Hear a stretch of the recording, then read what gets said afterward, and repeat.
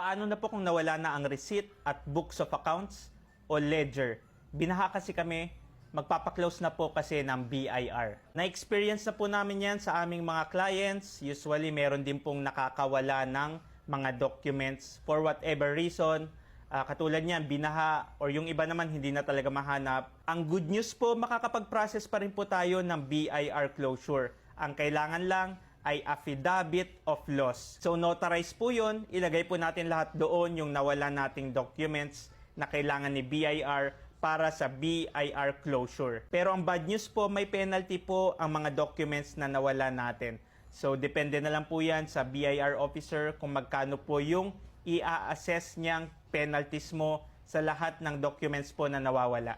My name is George. I'm our freelancer's tax advisor at JE Consulting.